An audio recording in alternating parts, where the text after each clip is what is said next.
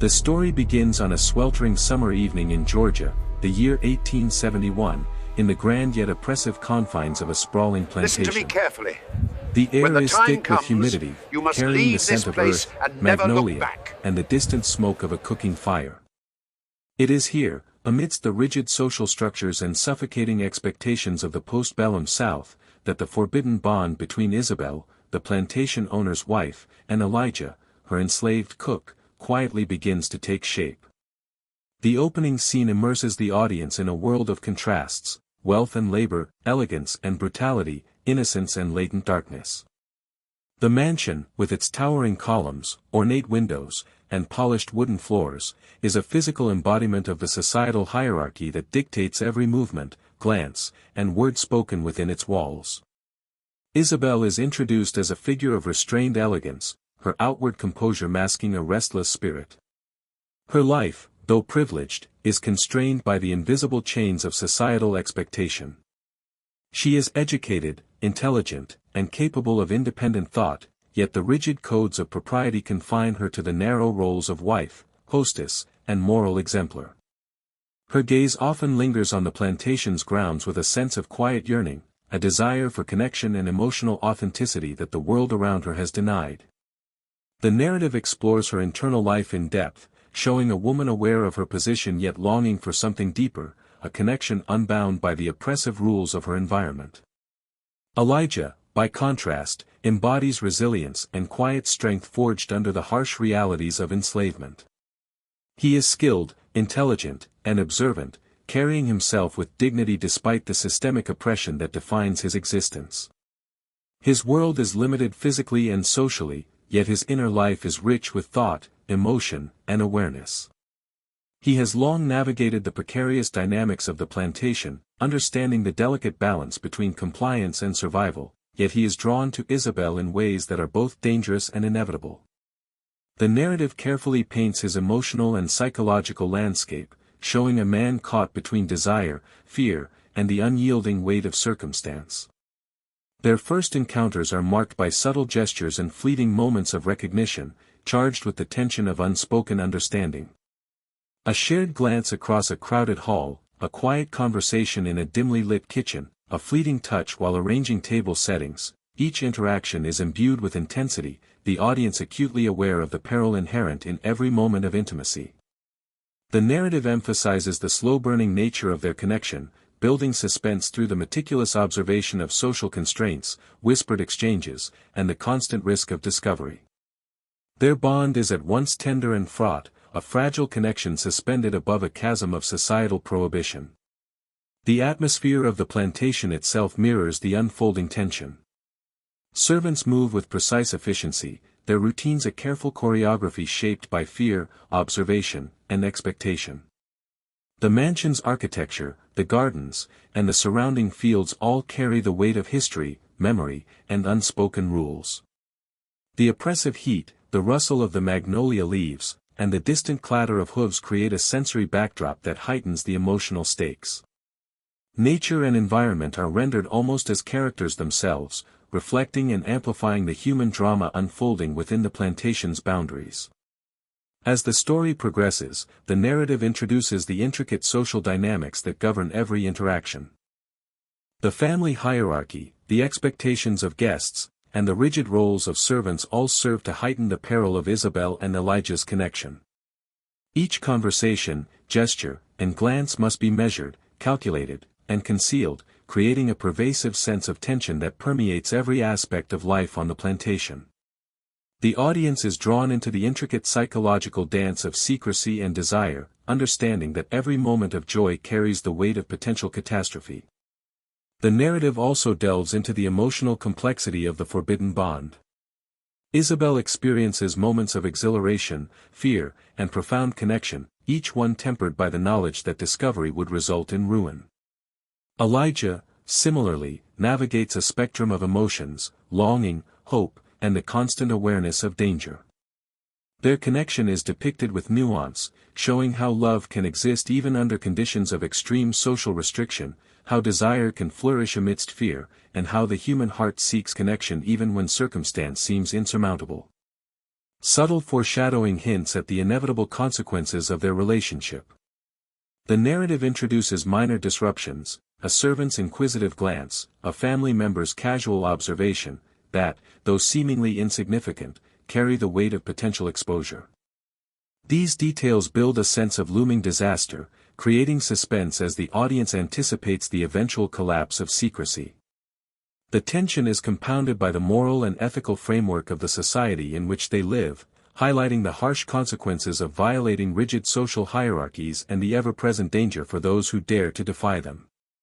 The opening section also establishes key themes that will permeate the entire narrative: the clash between human desire and societal constraint, the resilience of love under oppression, and the psychological toll of secrecy and fear. The narrative emphasizes contrast at every turn: the elegance of the mansion versus the harsh labor of the fields, the refinement of social etiquette versus the brutality of enforcement, innocence versus the darkness of hidden transgression.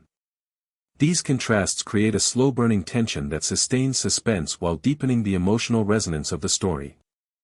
By the end of the section, the audience is fully immersed in the lives of Isabel and Elijah, understanding the perilous nature of their bond, the emotional stakes, and the societal forces arrayed against them. The plantation, its residents, and the surrounding environment are depicted in rich, cinematic detail, creating a vivid backdrop for the unfolding drama. The forbidden connection between the two central characters has been firmly established, its complexity, intensity, and inevitable peril rendered in a way that promises escalating tension, emotional depth, and narrative richness in the sections to come. This introduction sets the stage for the slow, deliberate escalation of suspense and tragedy that will define the story, immersing the audience in a world where love and fear, secrecy and revelation, exist in an intricate and dangerous balance. The story delves into the sprawling plantation, a place of stark contrasts, where grandeur and cruelty coexist in uneasy balance. The land stretches endlessly, fields of cotton swaying in the humid southern breeze, punctuated by the imposing silhouette of the main house, its white columns standing like silent sentinels over lives constrained by rigid social codes. Each building, from the servants' quarters to the barns and kitchens, carries its own memory, its own unspoken stories of labor, suffering, and quiet resistance. The plantation is not merely a setting but a living entity, its walls absorbing the echoes of voices long silenced and its grounds marked by both toil and fleeting moments of joy. The household is governed by strict routines. The plantation owner's wife moves through these routines with mechanical grace, attending to the dinner preparations, receiving guests, and maintaining appearances that conceal the monotony and emotional confinement of her days. She inhabits a world of fragile perfection, where every gesture, every smile, is meticulously calculated to project respectability. Beneath this polished surface, however, lies an undercurrent of yearning, a desire for freedom, connection, and recognition beyond what society permits. The cook, in contrast, inhabits a world defined by labor, observation, and survival. His movements are precise, his awareness acute, and his mind ever calculating the boundaries he must navigate to remain unseen yet indispensable. The narrative explores the intersections of these worlds, highlighting the invisible barriers that separate them. Every corridor, every shadowed corner, is a space of potential transgression, a place where fleeting glances and whispered words could shift the balance of control. The audience is drawn into the sensory experience, the scent of rich soil, the distant hum of insects at dusk, the muffled sounds of activity from the quarters where enslaved workers perform endless labor. These details create an immersive atmosphere, emphasizing the oppressive weight of environment, history, and expectation. Whispers begin to circulate, small and tentative, originating from other enslaved workers who sense the subtle shifts in behavior between the wife and the cook. They speak in hushed tones, their conversations carrying a mixture of curiosity, fear, and the instinctive understanding that boundaries exist for survival. The narrative emphasizes how rumor and observation can become powerful forces, shaping perception and amplifying danger. The plantation becomes a character in its own right, an omnipresent witness to acts that are both intimate and forbidden. The story examines the psychological tension imposed by this environment. The wife experiences the duality of her existence, outwardly composed, inwardly restless, caught between societal expectations and an awakening desire she cannot voice. The cook is similarly ensnared, aware that every action is monitored, every movement interpreted, yet drawn irresistibly toward the one person whose gaze acknowledges his humanity. The interplay of observation, secrecy, and longing establishes a slow-burning suspense, emphasizing the fragility of connection under constant surveillance.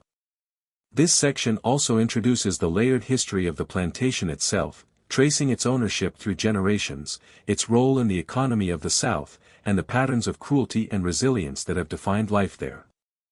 The narrative highlights contrasts, opulence built on suffering, elegance masking brutality, and moments of quiet humanity emerging from the harshest conditions.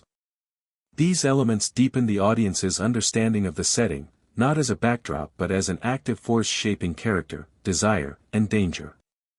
By the close of the section, the stage is fully set. The plantation, with its beauty and menace intertwined, looms as a silent arbiter over a growing, forbidden bond. Every shadow, every whispered history, hints at the precariousness of what is to come. The audience is immersed in a world that is both tangible and psychologically charged, feeling the oppressive weight of societal expectation, the silent judgments of others, and the irresistible pull of a connection that defies every rule. The plantation itself becomes a symbol of both desire and danger, setting the tone for the slow, inevitable escalation of the story. The narrative shifts to the delicate, tentative moments that mark the beginning of an emotional and forbidden bond. In the confines of the plantation's expansive grounds and the rigid routines of its household, small gestures and fleeting interactions take on extraordinary significance. A shared glance across the kitchen, a subtle touch as objects are passed, or a brief moment of conversation carries weight far beyond its apparent simplicity. These interactions, unnoticed or dismissed by others, are laden with a quiet intensity, the unspoken acknowledgement of presence and humanity forming the first fragile threads of connection. The plantation owner's wife begins to notice nuances in the cook's demeanor, the way he moves through spaces with a measured confidence, the subtle attentiveness he brings to the smallest details, and the calm dignity with which he navigates the constant surveillance and unspoken restrictions of his life. For her, these qualities awaken a sense of curiosity and admiration that is both exhilarating and terrifying. She recognizes the danger of her attention, yet finds herself drawn to it, fascinated by the humanity she glimpses in him, a humanity denied to him by society and yet unmistakably present in every careful motion, every quiet word. For the cook, the awareness of her gaze introduces a complex blend of emotions, caution, curiosity, and an almost imperceptible hope that he might be seen as more than a servant, more than a shadow moving through the halls of the grand house. He navigates each interaction with precision, aware that misstep could lead to punishment or exposure. Yet the moments they share, however fleeting, carry an intensity that neither can ignore. Each interaction is a risk, yet it also offers a profound sense of connection, a recognition that defies the boundaries imposed by race, class, and power. The story emphasizes the internal landscapes of both characters, the private thoughts, the cautious wonder, and the moral and emotional calculations that define their every choice. The wife contemplates her desires in secret, reflecting on the suffocating expectations of propriety and the loneliness of a life constrained by wealth and status. The cook reflects on survival, on the careful balance between obedience and self-preservation, and on the rare, dangerous moments when his own heart feels recognized. The narrative captures these introspections in rich, evocative language, grounding the audience in the psychological intensity of the first sparks of forbidden connection. Small incidents begin to accumulate, each layered with suspense and foreshadowing. A hand brushes against another while arranging a table, a brief conversation extends beyond its functional purpose, or a glance lingers at the edge of propriety. These moments, seemingly inconsequential to the unobservant eye, are imbued with meaning and desire, each one a delicate step along a path that grows more perilous with every passing day.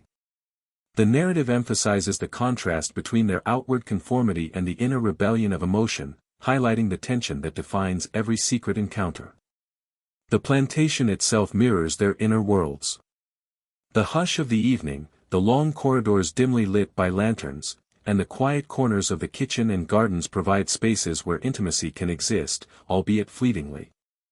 The story draws attention to these settings, creating an atmosphere thick with anticipation, longing, and unspoken understanding. Even the natural world, the wind rustling through the trees, the distant call of nocturnal creatures, becomes a participant, echoing the quiet stirrings of emotion and desire. As this section progresses, the narrative escalates the stakes subtly yet powerfully. Each shared glance, each brush of hands, carries the implicit threat of discovery. The audience is made aware of the tension not just in their interactions but in the ever-present surveillance of the plantation, the eyes of other servants, the rigid hierarchies, and the invisible boundaries that define acceptable behavior. This heightens suspense, creating a slow-burning tension that underscores the fragility of their bond and the danger inherent in their growing intimacy. By the close of the section, the first sparks have ignited into a quiet, undeniable awareness of each other's presence, desire, and humanity. The bond remains unspoken but palpable, suspended between longing and fear, curiosity and caution. The audience is left with a sense of emotional tension, anticipating the deepening connection while acutely aware of the risks that accompany it. The stage is set for the next phase of the story, where the subtle gestures and stolen moments begin to evolve into acts of deliberate, risky engagement, pushing both characters closer to a fate that society will not forgive. As the connection between the plantation owner's wife and the cook quietly deepens, the story turns to the growing awareness of those around them. On a plantation defined by rigid social hierarchies, every movement, glance, or whispered conversation carries the potential to unravel carefully maintained appearances. Rumors begin to circulate, subtle at first, emerging from the corners of servant quarters, whispered by those whose survival depends on keen observation and interpretation. These murmurs, half-formed and tentative, carry both curiosity and fear, revealing the invisible but omnipresent scrutiny under which both protagonists operate. The narrative emphasizes the subtle ways in which social surveillance manifests. Fellow enslaved workers notice small anomalies, an extra glance, a prolonged interaction, a hand lingered too long. These observations, transmitted through whispers and coded gestures, grow into a quiet tension that hangs over the plantation like a storm cloud. The story explores the psychology of rumor, the way a single observation, shared in confidence, can magnify into suspicion, shaping behavior and creating a pervasive sense of unease. The audience is made acutely aware of the oppressive atmosphere, where secrecy is survival and any misstep could lead to devastating consequences. The plantation owner's wife, once only conscious of her own desires and the thrill of the cook's presence, begins to feel the weight of these subtle observations. She senses eyes upon her where none should be, overhears fragments of conversation meant to be hidden, and begins to understand that desire and social expectation exist in constant opposition. Every gesture she makes is measured, every expression constrained, as she navigates the invisible web of perception that now encircles her. The tension between longing and the fear of exposure heightens, creating a slow-burning suspense that permeates every moment. The cook, too, senses the shift in the atmosphere. His awareness of the world around him is acute, honed through years of necessity and careful observation. He reads the whispered conversations, notices the subtle changes in glances and behavior, and understands the potential consequences of being discovered. Each interaction with the wife carries the dual weight of intimacy and peril. The narrative portrays his inner conflict, balancing the thrill of mutual recognition against the threat of social reprisal. Every stolen moment becomes a calculated risk, intensifying the emotional stakes and deepening the suspense. The story also explores the role of power and hierarchy in amplifying tension. The plantation structure, its rules, its routines, and the unquestioned authority of the owner, serves as a constant reminder of the fragility of any forbidden connection. Gossip is not merely idle chatter, it is a mechanism of control, a way to reinforce boundaries and maintain the social order. The audience is made to feel the weight of these invisible pressures, the omnipresent sense that any act of defiance, no matter how small, can have catastrophic consequences. In parallel, the narrative examines the psychology of secrecy and desire. The more the pair recognizes the surveillance around them, the more acute their awareness of each other becomes. Moments of intimacy gain significance precisely because they are dangerous, every glance and gesture carries a heightened intensity, and every small victory in connection is shadowed by fear. The audience is drawn into this tension, feeling both the exhilaration of forbidden connection and the suffocating weight of societal observation. By the end of this section, the stage is set for the next escalation. The gossip and whispered suspicions have created an environment in which secrecy is increasingly fragile. The plantation itself seems to tighten around the protagonists, its corridors, gardens, and quiet corners all potential witnesses to acts of forbidden desire. Suspense is heightened, emotional stakes intensified, and the audience is left with a palpable sense of the danger that now surrounds every interaction. The invisible eyes that watch are not merely symbolic, they are a persistent presence, shaping thought, action, and emotion, and foreshadowing the inevitable confrontation between desire and societal constraint.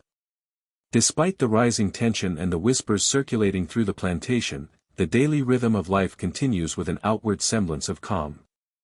The plantation owner's wife moves through her duties with practiced precision, hosting polite conversations, attending to household matters, and maintaining the polished image expected of her. Each gesture is carefully measured, every smile and nod adhering to the rigid expectations of her social class. To outsiders, everything appears as it always has, orderly, refined, and controlled. Yet beneath this carefully constructed facade, a storm brews, invisible but palpable, as desire and fear collide in quiet, tension-filled moments. The cook, equally adept at maintaining appearances, navigates the household with unerring discretion. Every task performed, every glance exchanged, is calculated to avoid drawing attention, yet each moment of connection with the wife becomes charged with unspoken meaning.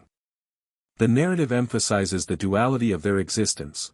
The outer world demands compliance, yet their inner lives are alive with a dangerous, forbidden connection. This duality intensifies suspense, as every ordinary action carries the potential for extraordinary consequences.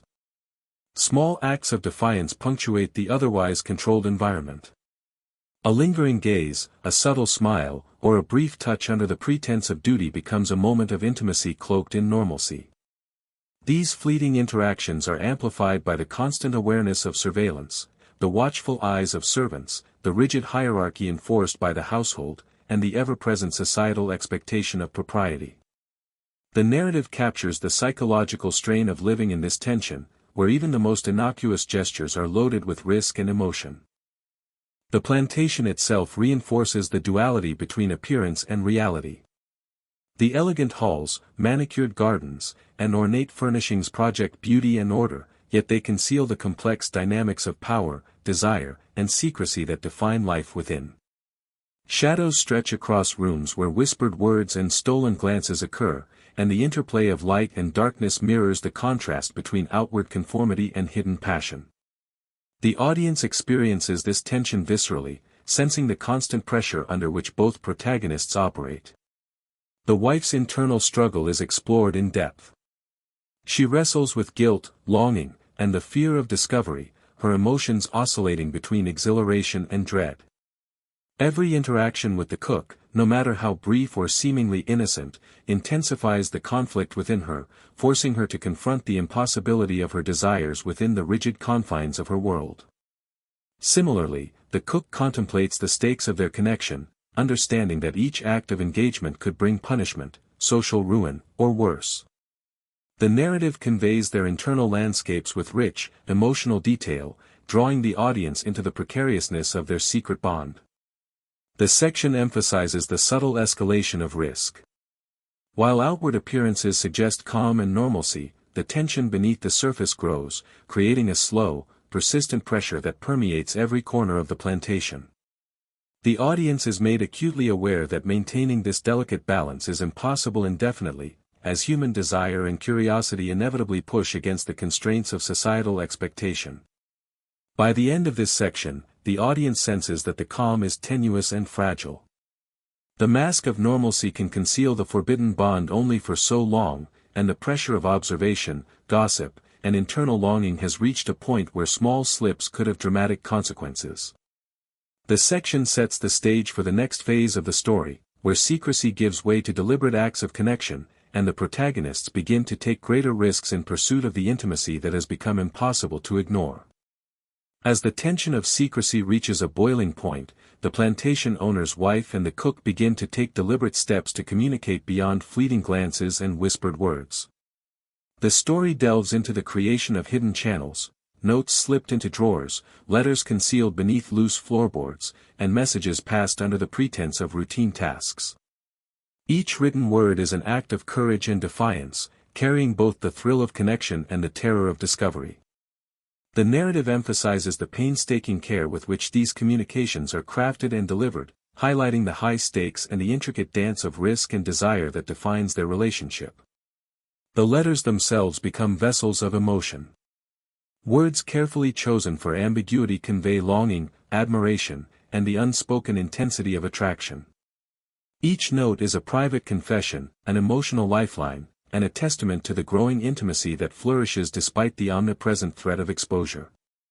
The audience is drawn into the clandestine nature of these exchanges, feeling the pulse of excitement and fear that accompanies every secret communication.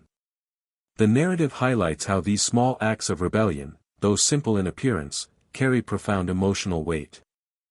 In addition to written correspondence, secret meetings begin to occur under the cover of night or in hidden corners of the plantation's expansive grounds. These encounters, though brief, are imbued with heightened intensity. The narrative describes the careful choreography required, timing movements to avoid detection, choosing secluded locations, and navigating the constant risk of interruption. Each rendezvous is a delicate balancing act, where the joy of connection is inseparable from the ever-present danger of discovery. The audience experiences the tension as a living force, the thrill of stolen moments intertwined with the looming threat of punishment. The story emphasizes the psychological and emotional complexities of these secret interactions. The wife navigates fear, guilt, and desire, struggling with the knowledge that societal norms render her longing forbidden. The cook, equally aware of the peril, balances caution with the undeniable pull of human connection.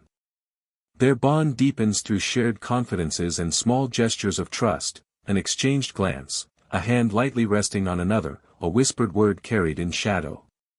Each act, though fleeting, solidifies their emotional attachment, heightening both intimacy and suspense. The plantation itself acts as both accomplice and adversary. Hidden pathways, dense groves, and dimly lit corridors provide cover, while the constant presence of others, the servants, overseers, and family members, creates an ever-present risk. Nature and architecture alike participate in the narrative, amplifying the tension and the sense of vulnerability that surrounds each encounter. The story immerses the audience in the tactile reality of these secret meetings, the feel of a hidden note in hand, the rustle of leaves beneath moonlight, the quickened heartbeat of a stolen touch. As these secret communications and encounters accumulate, the narrative underscores the gradual erosion of safety. Each act of intimacy, no matter how carefully executed, pushes the boundaries of risk further. The audience becomes acutely aware that the delicate balance between secrecy and exposure is increasingly unsustainable. The emotional stakes grow higher, and the thrill of connection is inseparably tied to the threat of catastrophe. By the end of this section, the forbidden bond has intensified into a force neither protagonist can ignore or deny. Letters, hidden meetings, and subtle gestures create an intricate web of desire and danger, leaving the audience poised on the edge of suspense. The narrative establishes that what began as stolen glances has evolved into a deliberate, conscious pursuit of connection, setting the stage for escalating conflict, exposure, and the tragic consequences that loom on the horizon. Isabel and Elijah, desperate to maintain their secret connection, begin to devise increasingly intricate methods to communicate and meet without detection. Letters are written in coded language, hidden within mundane household objects or sewn into clothing, but even these small acts carry enormous risk. Each note, each furtive glance, is laced with tension, as they are fully aware that a single mistake could destroy them both. They experiment with creating distractions during their encounters, enlisting trusted members of the enslaved community to help conceal their movements, yet even these allies face peril by association. The narrative delves into the psychological strain this constant vigilance imposes on them. Isabel becomes consumed with anxiety over being caught, her fear of social ruin and personal guilt intertwining into a gnawing, almost physical presence. She begins to question her own judgment, doubting whether her love is worth the inevitable consequences. Elijah, meanwhile, feels the crushing weight of oppression intensified by the precariousness of their affair. His brilliance in evading detection is tempered by the ever-present terror of punishment, whipping, or even death, and the knowledge that their relationship is a fleeting reprieve in a world that offers him no freedom. Their attempts at rationalization provide only temporary solace. They cling to the belief that their love can exist safely within the shadows, convincing themselves that careful planning and discretion are sufficient shields against exposure. Yet each small success is immediately followed by fresh anxiety, each stolen moment amplified by the knowledge that discovery is inevitable. This duality between hope and dread shapes their daily existence, creating an atmosphere of taut suspense that permeates every interaction. The plantation itself seems to respond to their secret, with creaking floorboards, sudden noises, and the constant presence of servants and overseers serving as reminders of the ever-present threat. Even routine tasks, such as fetching water or preparing meals, become exercises in vigilance. Every hallway glance or overheard whisper is interpreted as potential discovery. The lover's world narrows to a fragile bubble of fleeting privacy, a bubble constantly threatened by the structures of control and power surrounding them. Small betrayals and misunderstandings heighten the tension further. Fellow servants occasionally suspect the nature of their bond, and even minor slip-ups, a lingering touch, a paused conversation, send ripples of fear through both Isabel and Elijah. The psychological toll becomes almost unbearable, sleepless nights and distracted days leave them fraying at the edges, their emotions raw and unguarded. The narrative captures this strain with detailed attention to internal thought and emotional reaction, emphasizing the claustrophobic pressure of living under constant scrutiny. Despite their careful planning, moments of near discovery occur with terrifying frequency. A family member passing unexpectedly, a letter found and hastily concealed, or a servant's curiosity nearly unraveling their carefully constructed defenses, all serve to underscore the futility of their efforts to outmaneuver the rigid social hierarchy. Each close call reinforces the story's central tension, that love, no matter how profound, cannot withstand the full weight of oppression and societal judgment. This section culminates in a sense of inevitable doom, showing that no matter how clever or careful Isabel and Elijah are, the forces surrounding them, both human and systemic, will eventually close in. Their ingenuity, courage, and resilience are vividly portrayed, yet the narrative never allows the reader to forget that the looming disaster is unavoidable. Every action, every plan, every small victory is shadowed by the certainty that their secret world is fragile, transient, and perilously close to collapse. The fragile secrecy that Isabel and Elijah had so carefully maintained finally shatters in a single, devastating moment. It begins with an ordinary day on the plantation, the heavy humidity pressing down on everyone as chores are performed in tense silence. A servant, previously loyal but overwhelmed by curiosity and fear, inadvertently reveals a clue to the family, an overlooked letter, a hastily hidden token, or a furtive glance caught at the wrong time. This seemingly small event sets off a cascade of revelation that rapidly spirals beyond anyone's control. The narrative captures the instantaneous panic that grips both Isabel and Elijah. Isabel, suddenly confronted with the impossibility of hiding her feelings, experiences a wave of shame, terror, and disbelief. Her carefully maintained composure dissolves, replaced by a visceral awareness of the consequences she now faces, not only social ruin but also potential physical punishment, scandal, and eternal judgment in the eyes of her family and community. Elijah, equally alarmed, is struck by the stark reality of the plantation's brutal justice. The very system that enslaves him is now fully aware of his transgression, and the threat of whipping, isolation, or worse weighs immediately upon him. The reaction of the plantation family is swift and merciless. Authority figures descend with harsh judgment, interpreting the lovers' bond not as a private tragedy but as a direct challenge to the established social and moral order. Their outrage is depicted in cinematic detail, the tension-filled confrontations, the rigid stares, the accusations that cut deeper than any physical lash. Isabel's dignity and status are weaponized against her, and Elijah's humanity is denied, reduced to the transgression rather than the man he is. Every member of the household is implicated in the unfolding disaster, whether through guilt, complicity, or helpless observation. Fellow enslaved workers witness the unraveling of what they once hoped might be a source of secret joy, now replaced by fear and despair. Servants are torn between loyalty and self-preservation, and the atmosphere of the plantation transforms into one of pervasive dread. The narrative emphasizes the psychological horror of exposure, showing how trust, secrecy, and hope can be obliterated in a single, terrifying instant. The emotional devastation of Isabel and Elijah is explored with painstaking depth. Isabel's sense of self fractures under the weight of public humiliation and familial pressure.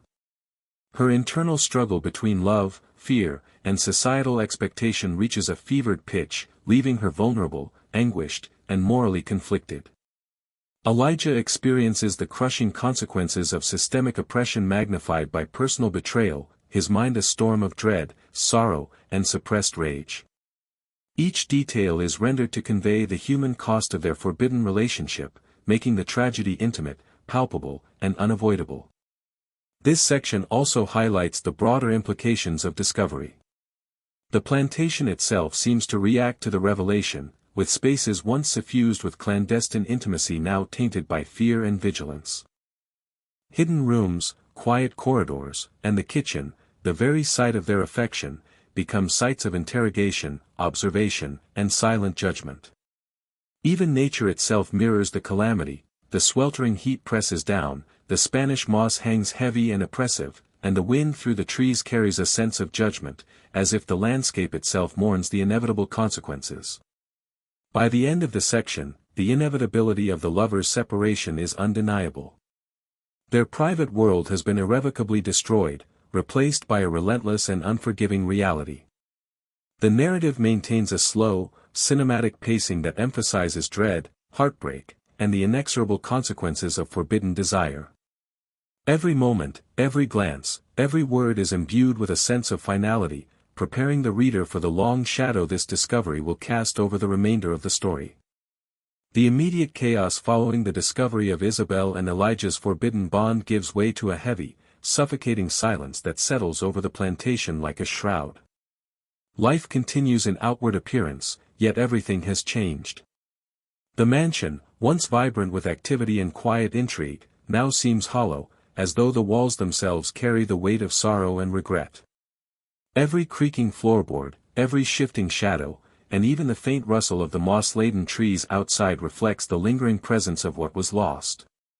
The servants move with cautious precision, their glances wary and measured, aware that any misstep might invite suspicion or punishment. The atmosphere is thick with unspoken tension, where silence itself becomes an instrument of control and fear. Isabel's days are dominated by constrained movement and a profound sense of loss. No longer free to meet or communicate with Elijah, she is trapped within the confines of societal expectation, family scrutiny, and the moral codes of her community. Her emotional state oscillates between grief, guilt, and lingering hope, a delicate tension that threatens to fracture her composure at any moment.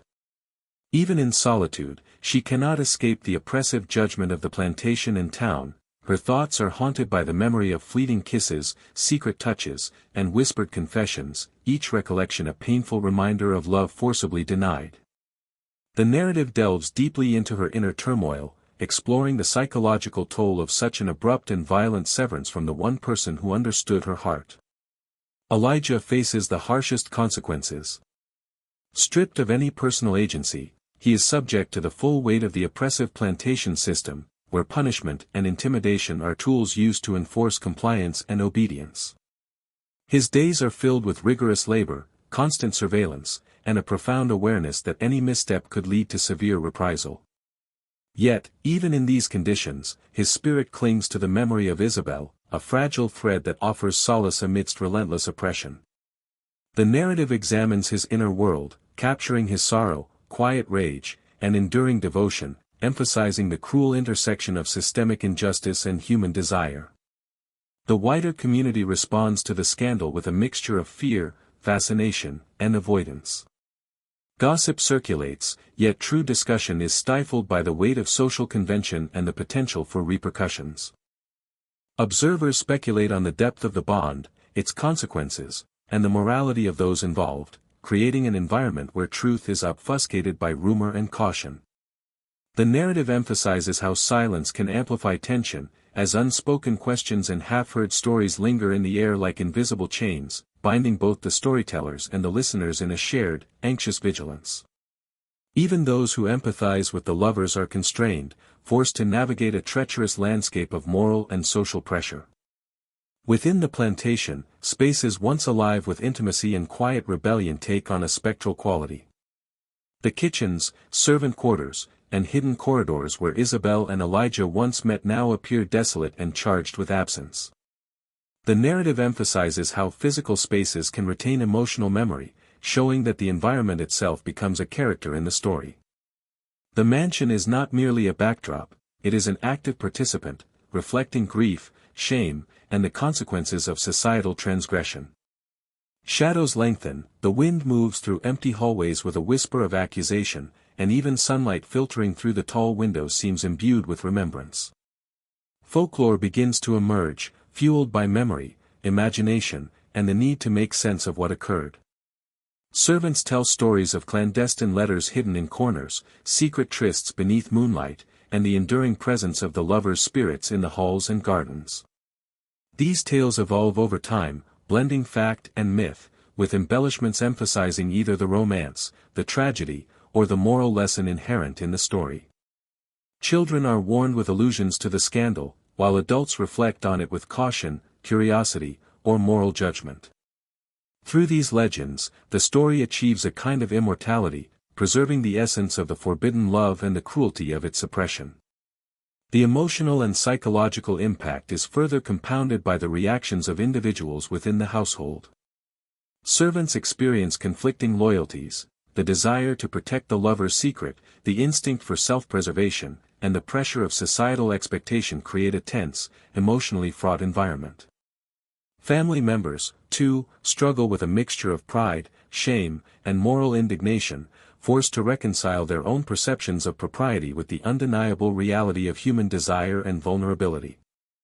The narrative explores the way in which collective trauma and unspoken grief can permeate an entire community, shaping behaviors, memories, and moral frameworks. Over time, the story leaves a subtle but persistent imprint on the plantation itself. Gardens grow wild, rooms remain untouched, and corners once used for secret meetings are left in shadow, as if the land and structures themselves mourn the loss of love and the injustice inflicted upon those who dared to feel. Nature mirrors the emotional landscape, the moss-draped trees, the heavy humidity, and the restless wind evoke a sense of lingering sorrow. The narrative emphasizes that memory is not confined to human minds, it permeates the physical environment, allowing history to speak through spaces, objects, and natural rhythms. Historical documents, letters, and fragments of diaries preserved by both the family and descendants of the enslaved serve as fragmented testimonies. They reveal moments of intimacy, fear, longing, and resistance, yet leave critical gaps that fuel speculation and reflection. Scholars and historians later encounter these incomplete records, attempting to piece together a narrative that captures both the human and historical dimensions of the events. The tension between written fact, oral tradition, and the gaps left by lost voices underscores the fragility of historical memory, emphasizing that truth often exists in the liminal spaces between recorded events and the emotional realities of those who lived them. The narrative ultimately portrays the plantation as a repository of memory, grief, and moral reflection. Isabel and Elijah's story becomes a meditation on love constrained by societal structures, the persistence of human emotion, and the enduring consequences of cruelty and oppression. The audience is left with a profound awareness of absence and presence, of what was lost and what remains, and of the subtle yet powerful ways in which memory, legend, and emotion continue to shape the landscape and consciousness of generations. Their love, though forcibly ended, endures in echoes, shadows, and whispers that refuse to fade, creating a haunting, reflective, and emotionally resonant legacy that will persist across time. Even after the immediate aftermath of Isabel and Elijah's discovery has passed, their story continues to resonate through the plantation, the surrounding community, and generations far beyond. The mansion stands as both witness and monument, its halls echoing with memories of whispered conversations, stolen glances, and fleeting moments of forbidden intimacy. Time has not erased the emotional weight embedded within its walls, the very spaces where they once met are saturated with absence and longing. Every overgrown garden path, abandoned servant quarter, and shadowed corridor carries the residue of love and tragedy, reminding all who enter that history is not simply recorded, it lingers, palpable and unyielding. The descendants of the plantation's family wrestle with complex feelings about the events.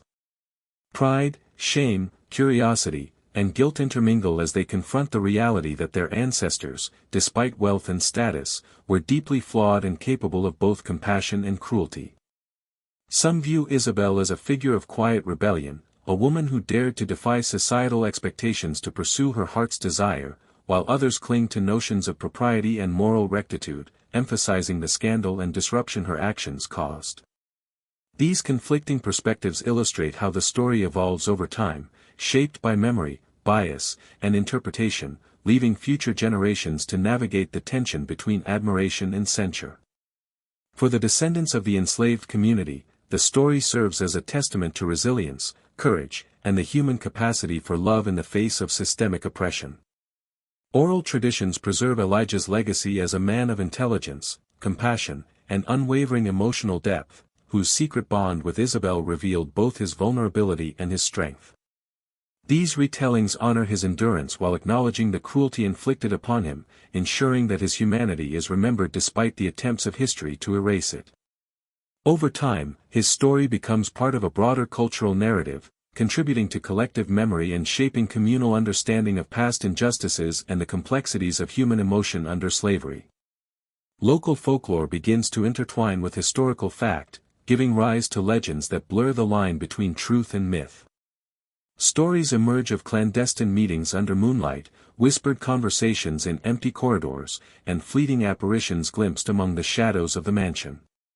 Some recount Isabel wandering the halls, lost in sorrow and longing, while others speak of Elijah's presence near the garden or kitchen where their love once flourished. These tales, passed down through generations, carry both exaggeration and kernels of truth, preserving the essence of their bond and amplifying its emotional impact. The narrative treats these legends with subtlety, emphasizing psychological and cultural resonance rather than relying on overt supernatural tropes, demonstrating how human memory preserves tragedy, passion, and moral reflection. The psychological and emotional consequences of the affair extend far beyond the immediate participants. The plantation becomes a site of reflection, unease, and contemplation, influencing all who encounter its history. Scholars, historians, and descendants who study the events find themselves grappling with the moral and emotional complexity of forbidden love, systemic oppression, and human resilience. The narrative emphasizes the profound influence of personal stories on historical understanding, showing how intimate experiences can ripple across time and shape collective perception. Even centuries later, the tale challenges notions of morality, love, and justice, inviting reflection on the ways in which society constrains and punishes the human heart. The natural environment of the plantation seems to absorb and reflect these lingering emotions. Overgrown gardens, moss-draped trees, and decaying buildings mirror the passage of time, while the interplay of sunlight and shadow through the towering windows evokes the presence of memory and absence.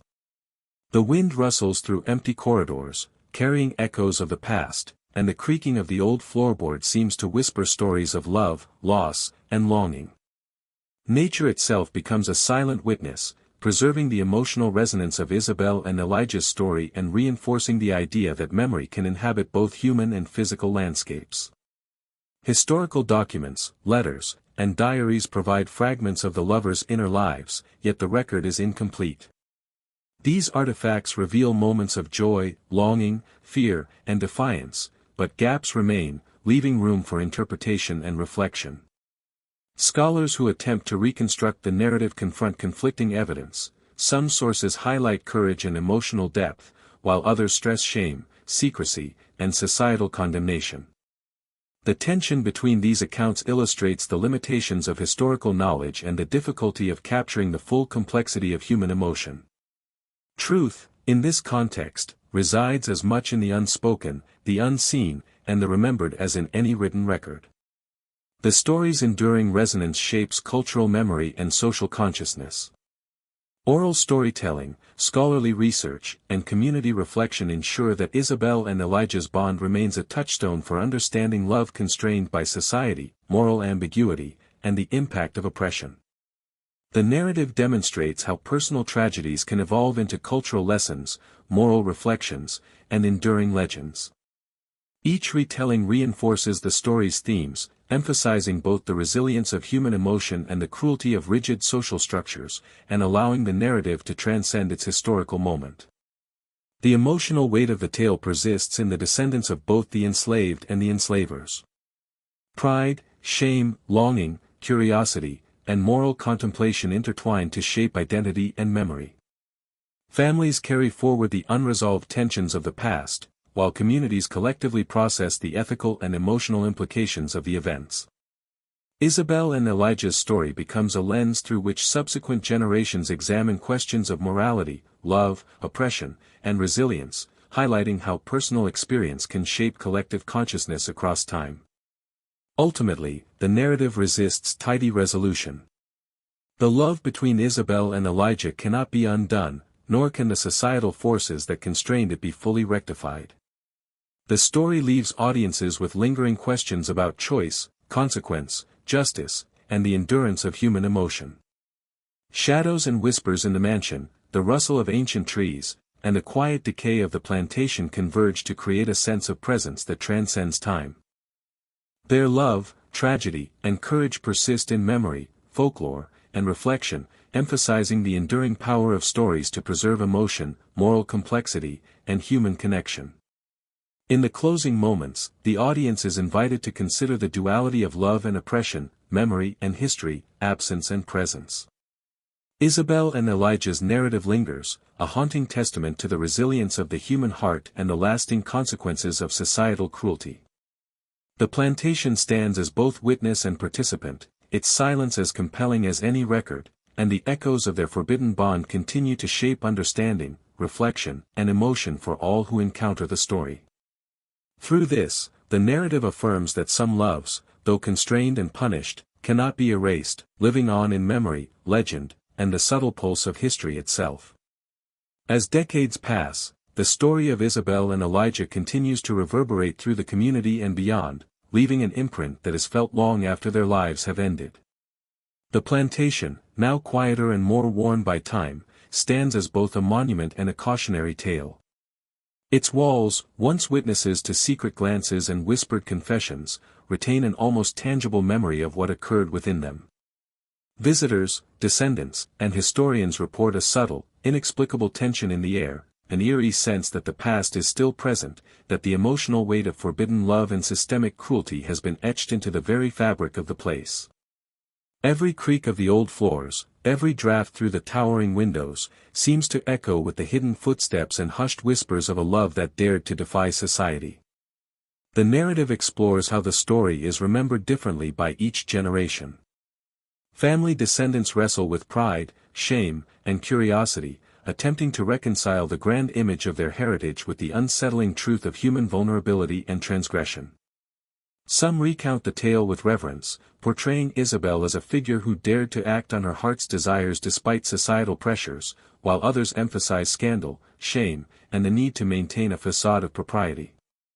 These varying perspectives create a complex, layered memory of the event, one that is at once personal, communal, and historical, forcing each generation to confront uncomfortable truths about morality, power, and the limitations imposed on women and the enslaved.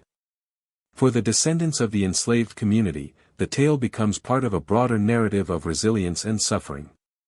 Oral histories passed down preserve both the sorrow and the quiet heroism of Elijah, emphasizing his intelligence, courage, and capacity for profound emotional connection despite living under brutal oppression. These stories highlight the emotional scars of slavery while also affirming the strength and humanity of those who endured it.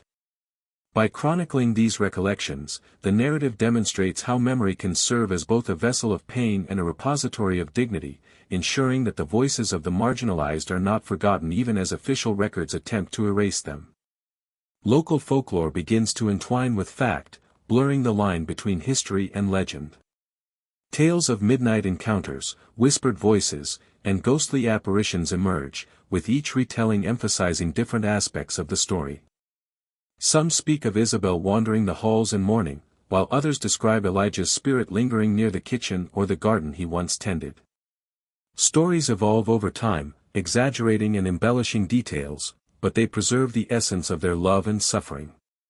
The narrative treats these elements with subtlety, emphasizing the psychological and cultural impact of legend rather than relying on supernatural cliché. Folklore becomes a lens through which the community grapples with themes of love, transgression, justice, and morality. The psychological and emotional consequences extend beyond the immediate participants. The plantation becomes a site of reflection, grief, and unease for anyone who learns its history. Scholars and historians who study the affair find themselves drawn into the tragic human drama, confronting the realities of oppression, the cost of societal rigidity, and the enduring power of human connection.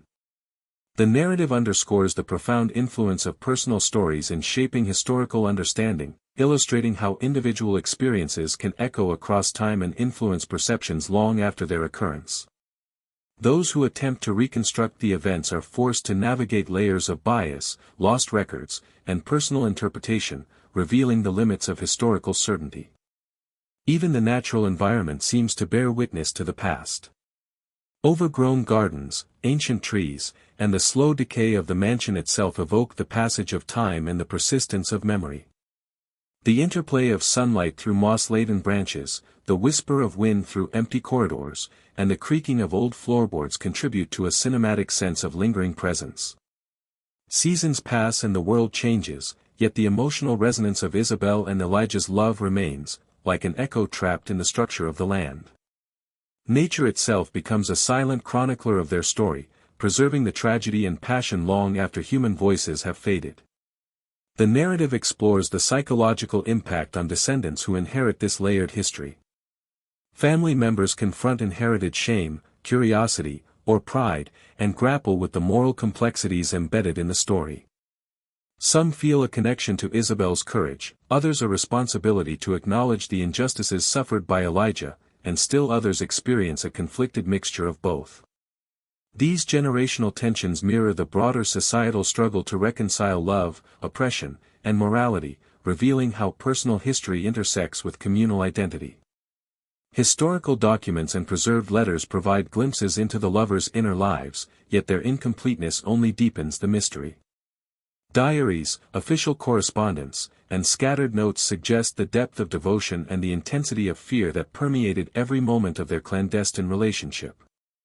Scholars, examining these artifacts, confront a puzzle of conflicting accounts, some emphasizing courage and devotion, others emphasizing shame, secrecy, and societal condemnation. The tension between these narratives underscores the fragility of human memory and the subjective nature of history. It becomes clear that while events can be recorded, emotional truths are far more elusive, residing in fragments, whispers, and gaps in the archival record. The story's resonance continues to shape cultural memory. Local communities, historians, and storytellers preserve the tale, each interpretation reflecting contemporary concerns about morality, social hierarchy, and the endurance of love under duress. The narrative emphasizes how stories of personal tragedy evolve over time, becoming moral, emotional, and cultural touchstones. Through oral tradition, scholarly analysis, and folklore, Isabel and Elijah's bond transcends the constraints of their own era, influencing how subsequent generations perceive the intersection of love, freedom, and societal oppression. By the end of this section, the audience is acutely aware that the story of forbidden love and societal oppression has not ended with the lives of its central figures. The emotional, cultural, and moral consequences ripple outward, creating a legacy that challenges, unsettles, and resonates. The tale becomes a meditation on love constrained by society, the persistence of memory, and the haunting endurance of human connection. The audience is invited to contemplate not only the historical tragedy but also the broader human truths it illuminates, the resilience of emotion, the injustice of rigid societal systems, and the ways in which memory and storytelling preserve both hope and sorrow. The final passages dwell on reflection and reverence. Shadows and echoes in the decaying mansion, the rustle of ancient trees, and the whispers of generations converge to create a cinematic, almost spiritual sense of presence. Isabel and Elijah's story, though centuries removed, continues to live in the consciousness of those who remember, study, and feel its resonance. The narrative closes on a contemplative, haunting tone, emphasizing the endurance of love, the cruelty of oppression, and the power of stories to transcend time, leaving the reader or viewer with a profound sense of awe, sorrow, and reflection. The story of Isabel and Elijah concludes not with resolution, but with a quiet, persistent echo of what might have been, leaving an indelible mark on both the physical and emotional landscape of the plantation. Decades have passed since the catastrophic discovery, yet the mansion remains haunted, not by ghosts in the conventional sense, but by memory itself. Each creaking floorboard, every shadowed corridor, and the rustle of moss-laden branches outside serve as reminders of the love that once dared to flourish in secrecy and the tragedy that ultimately consumed it. The narrative lingers over the sensation that history has imprinted itself upon the very walls and grounds, as though the plantation itself mourns the impossibility of their union. Isabel's presence is felt in subtle ways long after her life ends.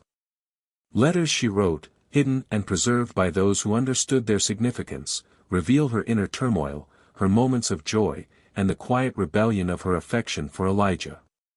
She is remembered both as a figure of societal expectation and as a woman who dared to defy it, her name whispered with a mix of reverence and pity. Her life story serves as a lens through which viewers can examine the complexities of privilege, constraint, and personal desire in a rigid, oppressive society. The narrative explores her struggle with morality and emotion, her oscillation between hope and fear, and the crushing weight of knowing that her love could exist only in secret. Elijah's legacy is equally complex. Though enslaved and stripped of agency, his intelligence, resilience, and capacity for deep emotional connection resonate through history.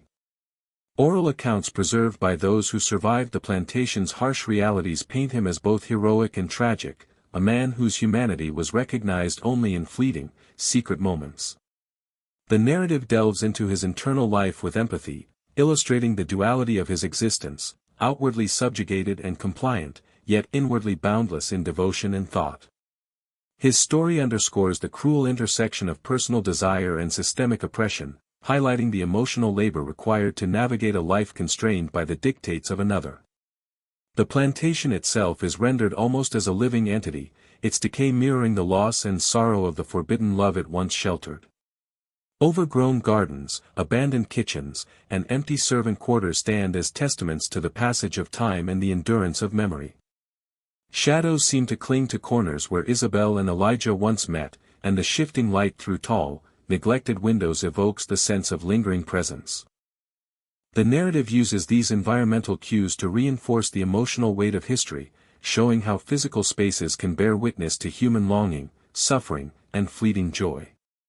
Local folklore, born from half-remembered stories and embellished retellings, continues to grow around the legend of Isabel and Elijah. Tales of midnight encounters, whispered voices, and inexplicable sensations permeate the collective memory of the town. Children are warned with references to the mansion's tragic history, servants recount details of hidden notes and stolen glances, and even modern visitors speak of feeling watched or of encountering objects that seem inexplicably moved. The narrative treats these elements with subtlety, emphasizing the psychological and cultural impact of legend rather than relying on supernatural cliché. This blending of history and folklore demonstrates how personal tragedy can evolve into communal memory, shaping perception and moral reflection for generations. Historians, descendants, and contemporary observers grapple with the story, seeking to reconcile incomplete records with oral history and myth. Letters, diaries, and official documents provide glimpses of the truth but leave critical gaps, particularly regarding the depth and nature of Isabel and Elijah's bond. Conflicting accounts raise questions about intention, consent, and emotion, forcing modern readers to confront the limitations of historical knowledge. The narrative emphasizes that the truth of human experience is often irreducible, residing not in tidy records but in the resonant spaces between fact and memory. Each retelling adds nuance, ambiguity, and emotional depth, allowing the story to evolve while retaining its core tragedy. The emotional impact of the tale is explored through a series of reflections on what the forbidden love represents. On one hand, it is a testament to human resilience, connection, and courage in the face of impossible odds.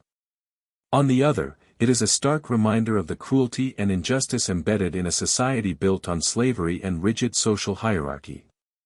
The narrative contrasts fleeting joy with pervasive suffering, showing how beauty and brutality coexist, often inseparably, in the lived experience of those who defy societal norms. The story encourages viewers to reflect not only on the individuals involved but also on the broader moral and ethical questions raised by their circumstances. The section also contemplates the lingering, intangible consequences of such love. Descendants of both the enslaved and the enslavers inherit fragmented memories, guilt, pride, and curiosity, shaping their understanding of identity and history. The emotional resonance of Isabel and Elijah's bond influences community culture, oral storytelling traditions, and even local attitudes toward love, loyalty, and moral transgression. The narrative emphasizes that the impact of forbidden love extends far beyond the lifespans of those directly involved, seeping into generational consciousness and collective memory. Ultimately, the story closes with a contemplative, haunting tone, underscoring the impossibility of complete closure. The mansion, the gardens, and the surrounding land remain steeped in history, embodying the tension between past and present, love and loss, secrecy and exposure. The audience is left with a profound sense of sorrow, reflection, and awe at the resilience of human emotion under the weight of societal oppression. Isabel and Elijah's story endures as both a deeply personal tragedy and a powerful symbol of the enduring complexities of forbidden love. In its final moments, the narrative emphasizes the persistence of memory and the subtle, enduring presence of those long gone. Shadows and whispers are no longer literal hauntings but the emotional reverberations of human experience. The plantation, now quiet and overgrown, stands as a testament to what was lost and what remains, the enduring power of love, the cruelty of rigid social systems, and the haunting resonance of a story that refuses to be forgotten. The audience is left suspended in reflection, carrying the emotional weight of the tale long after the final words, contemplating the fine line between love and tragedy, and the invisible forces that shape human destiny. Even decades after the lives of Isabel and Elijah have ended, the echoes of their forbidden love continue to haunt the plantation and the surrounding community.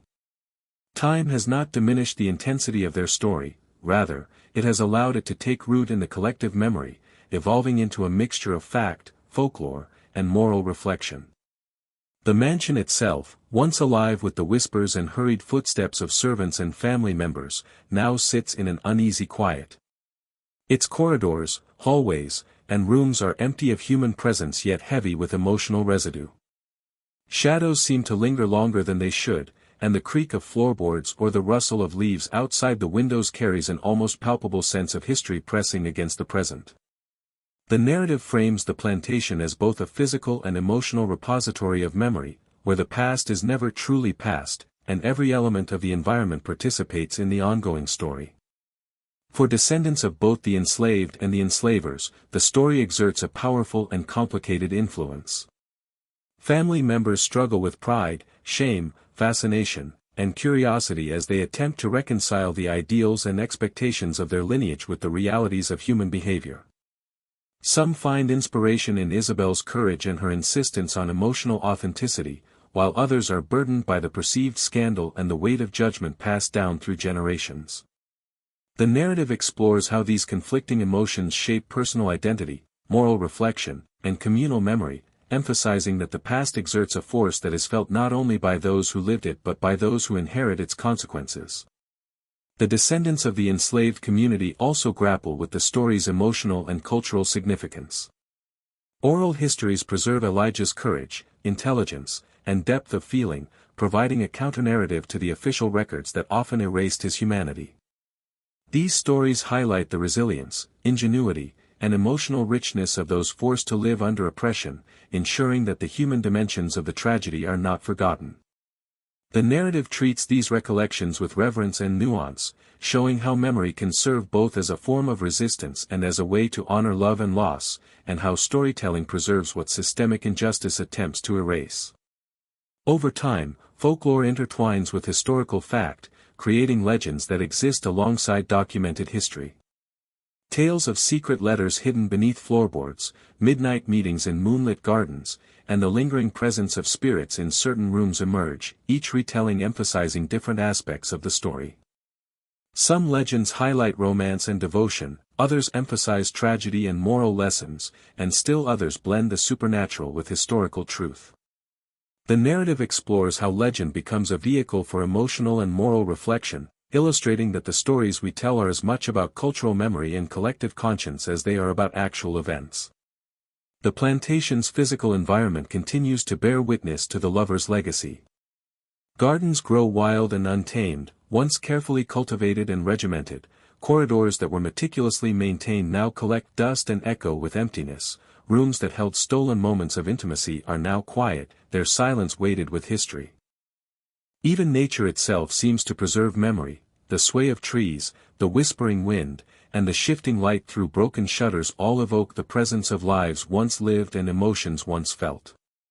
The narrative emphasizes the intertwining of environment and human experience, showing how physical space can hold memory, emotion, and moral resonance across generations. Historical documents, letters, and other artifacts continue to provide fragmented insight into Isabel and Elijah's lives. Diaries, legal records, and personal correspondence reveal moments of connection, joy, and fear, yet gaps remain, forcing interpretation and speculation.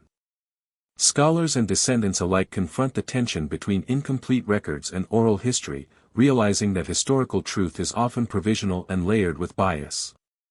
The narrative explores this tension, illustrating how emotional and psychological truth can exist alongside, and sometimes in opposition to, factual record. This interplay of evidence, memory, and interpretation underscores the complexity of human experience and the enduring challenge of understanding the past fully. The psychological and emotional impact of the story persists across generations. Families navigate inherited guilt, shame, and curiosity, while communities collectively process the ethical and moral implications of love constrained by systemic oppression. The narrative examines how stories of personal tragedy shape collective identity and cultural consciousness, showing that human emotion and ethical reflection are not confined to the individuals who originally lived the events but resonate through time. The enduring presence of Isabel and Elijah's love becomes both a cautionary tale and a symbol of resilience, inspiring reflection on the ways in which society constrains and punishes the human heart. In addition, the narrative delves into the subtle but profound ways in which memory and storytelling shape perception. Folklore, legend, and oral tradition preserve the emotional essence of the lover's bond, often in ways that surpass the limitations of written record. These stories keep the memory alive not just as a historical fact but as a moral and emotional lesson, allowing future generations to grapple with questions of love, morality, oppression, and resilience. Memory, in this sense, is both a living entity and a form of moral witness, preserving the complexities of human behavior and the enduring power of emotion. The section also emphasizes the emotional weight carried by the landscape. The mansion, the overgrown gardens, and the surrounding natural environment all function as repositories of memory, their decay and transformation reflecting the passage of time and the persistence of human emotion. Shadows, light, and sound are used to convey presence and absence, illustrating how physical spaces retain the imprint of human experience. The narrative portrays these environmental elements with cinematic attention to detail, creating an immersive experience that allows the audience to feel the lingering tension, sorrow, and beauty of the story. Ultimately, the story closes with a meditation on absence, presence, and the enduring power of human connection. Isabel and Elijah's love, though constrained and ultimately punished, continues to resonate, shaping cultural memory, moral reflection, and emotional consciousness. The audience is left with a profound awareness of the ways in which history, memory, and storytelling intertwine, demonstrating that love and tragedy leave traces far beyond the lives of those who experience them. Shadows, whispers, and echoes persist in the mansion, the gardens, and the hearts of descendants, creating a haunting, reflective, and emotionally rich legacy that endures across time. Their story serves as a testament to the resilience of the human heart, the cruelty of systemic oppression, and the subtle, persistent power of memory to preserve both love and sorrow for generations yet to come.